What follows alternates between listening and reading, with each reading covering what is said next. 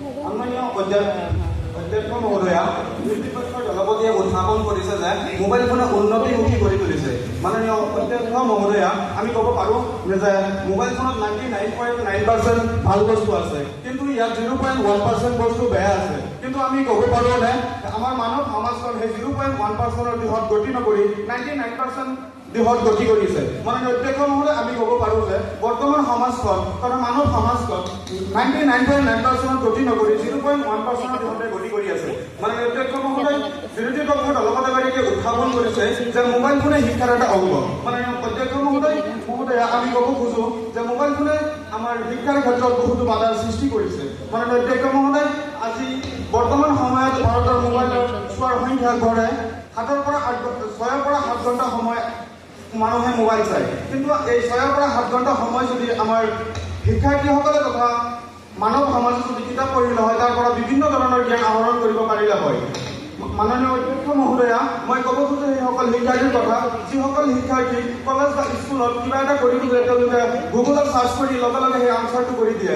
মাননীয় অধ্যক্ষ মহোদয়, আগতে যেতিয়া আমালোকৰ মাজত ইমান মোবাইলৰ আৰু নেটৱৰ্কৰ প্ৰচাৰ নাছিলে, তেতিয়ালৈকে বিভিন্ন ধৰণৰ কিতাপ মেলি আমি বিভিন্ন ধৰণৰ জ্ঞান আহৰণ কৰি আমি সেইবিলাক এছাইনমেণ্ট বা প্ৰেক্টিকেল কৰিছিলোঁ। কিন্তু বৰ্তমান সময়ত এনেকুৱা এটা সহজ পদ্ধতি আহি পৰিল যে আমি মোবাইল ফোন ব্যৱহাৰ কৰি অতি সহজতে কম জ্ঞানৰ মাজতে আমি সীমাবদ্ধ হৈ সেই এছাইনমেণ্টবিলাক কৰিব লগা হয়। মাননীয় অধ্যক্ষ মহোদয়, আমি ক'ব পাৰোঁ, আমি কিছুমান বাস্তৱ উদাহৰণ দাঙি ধৰিব পাৰোঁ। মাননীয় অধ্যক্ষ মহোদয়, বৰ্তমান সময়ত নৱপ্ৰজন্ম খেলপথাৰৰ মাজত দেখিবলৈ পোৱা নাযায়। নৱপ্ৰজন্মক দেখিবলৈ পোৱা যায় তেওঁলোকৰ মোবাইলৰ মাজত সোমাই থকা সেই বন্ধ কোঠালি। মাননীয় অধ্যক্ষ মহোদয়, আজি যদি আমি খেলপথাৰত যাওঁ তেতিয়ালৈকে খেলুৱৈৰ সংখ্যা তাকৰ হৈ পৰিছে আৰু কম হৈ পৰিছে। কিন্তু বৰ্তমান সময়ত গেমিং আৰু প্লেটফৰ্মৰ ছ'চিয়েল মিডিয়াত ল'ৰা ছোৱালীৰ অভাৱ নাই। মাননীয় অধ্যক্ষ মহোদয়, আমি ক'ব পাৰোঁ শিক্ষাৰ এটা অংগ হিচাপে আমি খেলক ধৰোঁ, কিন্তু বৰ্তমান সময়ত শৰীৰ চৰ্চা আৰু বিভিন্ন ধৰণৰ পৰা আমাৰ মোবাইল ফোনে আমাৰ মানৱ সমাজক আদৰাই আনিছে। মাননীয় অধ্যক্ষ মহোদয়া,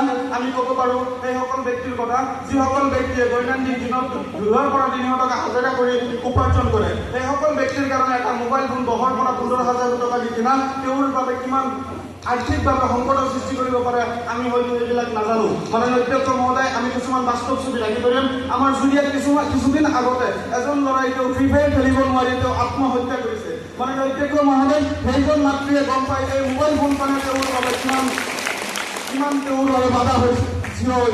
মাননীয় অধ্যক্ষ মহোদয়, আমি ক'ব পাৰোঁ সেইসকল ব্যক্তিৰ কথা যিসকল ব্যক্তিয়ে এই বৰ্তমান সময়ত অনলাইনৰ মাধ্যমত জুৱা খেলি বিভিন্ন ধৰণৰ আৰ্থিক সংকটৰ সৃষ্টি হৈছে।